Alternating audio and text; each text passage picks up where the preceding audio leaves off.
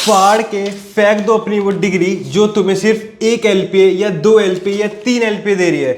Obviously हर किसी को चाहिए 75 LPA, 50 LPA, यहाँ तक कि 1 CR। अगर आपके पास एक डिग्री है वो भी टॉप कॉलेज से और आपके बहुत अच्छे मार्क्स भी आए हैं तो बस इतना काफ़ी नहीं है अगर आपको 50 LPA या 1 CR तक जाना है।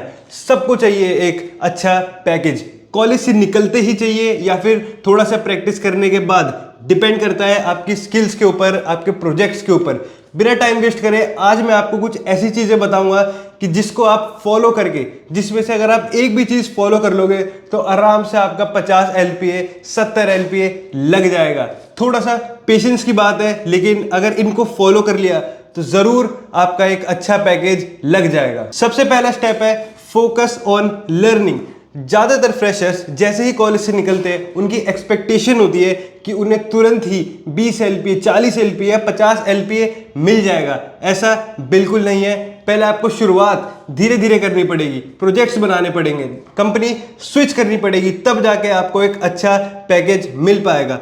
अगर तुम्हारी फर्स्ट जॉब 1 से 4 LPA के बीच है लेकिन वहां तुम रियल प्रोजेक्ट्स, रियल कोडिंग, एक अच्छा क्लाउड कंप्यूटिंग कर रहे हो, एक अच्छा डाटा मैनेज कर रहे हो, तो याद रखना ये एक्सपीरियंस आपकी लाइफ में बहुत ज़्यादा काम आने वाला है।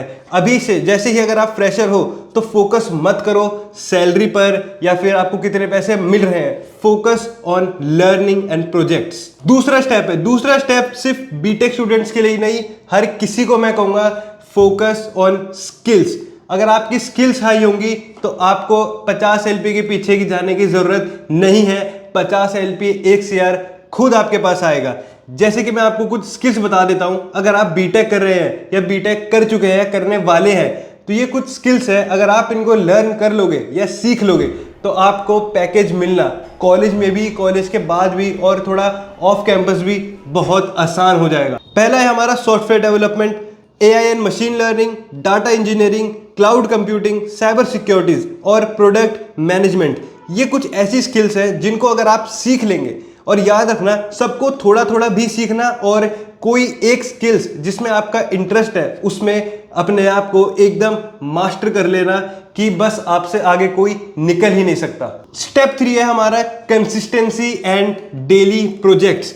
अगर आज मैंने एक प्रोजेक्ट किया और उसको छोड़ दिया, सीधा 6 महीने बाद अगर मैं कोई प्रोजेक्ट करूंगा तो कितनी ऑब्वियस बात है कि मेरा उस पर हाथ नहीं बैठेगा और ना ही मैं कुछ याद कर पाऊंगा। मुझे पहले 6 महीने पीछे जाना पड़ेगा, वो पढ़ना पड़ेगा। जितने में मैं दोबारा से पढ़ना स्टार्ट करूंगा उतने में दुनिया काफ़ी आगे निकल जाएगी।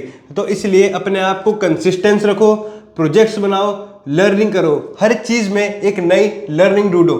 रोज का थोड़ा भी टाइम निकालोगे अपने लिए, अपने आप के ऊपर, और सिर्फ 6 से या 12 महीने तक अगर आप ये कर लोगे, रोज की प्रैक्टिस, कोडिंग, डाटा एनालिसिस ये कर लोगे तो आपको आराम से आपकी स्किल्स के ऊपर, आपके प्रोजेक्ट्स के ऊपर और आपके एक्सपीरियंस के ऊपर एक अच्छा पैकेज मिल जाएगा और एक अच्छी कंपनी आपको हायर जरूर करेगी। चौथा स्टेप भी बहुत जरूरी होने वाला है और ये भी हर किसी को फॉलो करना ही करना है। अभी तक हमने क्या क्या देखा कि हमें काम करना है, हमें एक्सपीरियंस दिखाना है, मगर ये एक्सपीरियंस हम किसको दिखाएं और कैसे दिखाएं?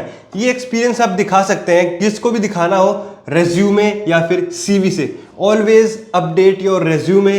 अपना रेज्यूमे अलग अलग वेबसाइट पर डालो, लिंक्डइन पर डालो, जॉब सिक्योर पर डालो, अलग अलग जगह पे अपना रेज्यूमे डालो, उसको अपडेट करते रहो। छोटे से छोटा प्रोजेक्ट, चाहे आपको कोई फ्रीलांस हो या फिर कॉलेज में कोई फ्री प्रोजेक्ट कराओ, वो भी अपने रेज्यूमे में ऐड करो। वो आपकी मदद करेगा कि आप कितने ज़्यादा एक्टिव हो प्रोजेक्ट्स को लेकर, आप कितने ज़्यादा स्किल्ड हो। और याद रखना सिर्फ सर्टिफिकेट्स होने से रेज्यूमे भरा हुआ नहीं होता। रेज्यूमे को सर्टिफिकेट से मत भरो, रेज्यूमे को भरो अपनी स्किल से, अपनी एक्टिविटीज से और अपने अचीवमेंट से। पांचवा और सबसे ज़रूरी स्टेप है हमारा इंटर्नशिप एंड जॉब चेंज। हमेशा खुद को और जॉब को अपग्रेड करो। अगर आपने कहीं पे 6 महीना या 1 साल काम किया, यानी कि 6 महीना या 1 साल आपने काम किया 3 LPA में, तो अपने जितने भी आपने उस प्रोजेक्ट किए हैं उसको रेज्यूमे में डालो, अलग अलग कंपनीज को भेजो, फिर अपने आप को 3 LPA से लेके 6 LPA पर लेकर जाओ। आपको जरूर मिलेगा अगर आपका अच्छा एक्सपीरियंस रहेगा। अगर तुम कंसिस्टेंसी से अपनी स्किल इंप्रूव करते हो और बेटर अपॉर्चुनिटी को टारगेट करते हो। अगर आज आप 1 LPA पर है तो कल आप 4 LPA पर होंगे, फिर 8 LPA, फिर 15, फिर 25, 40, ऐसे धीरे धीरे करते हुए आप 1 CR को भी पीछे छोड़ देंगे, पता भी नहीं लगेगा। तो दोस्तों मैंने इस वीडियो में जो जो आपको स्टेप्स बताए हैं इनको जरूर फॉलो करना। और हाँ, एक बात याद रखना, 75 LPA या 1 CR is not a magic. It's all depend on you, it's all depend on your skills.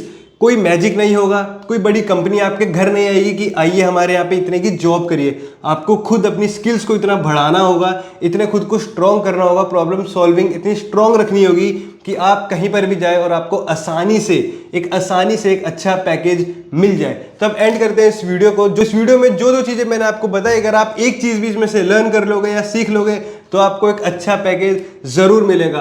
और कोई भी डाउट हो बीटेक को लेके, कॉलेज को लेके, इंजीनियरिंग को लेके, पैकेज को लेके, तो कमेंट में जरूर बताना। मैं पर्सनली उसको सॉल्व करूंगा, उस पर वीडियो बना दूंगा। बहुत सारे मिथ चलते हैं, उनसे बच के रहना, दूर रहना। And all the best for your career and all the best for your exam.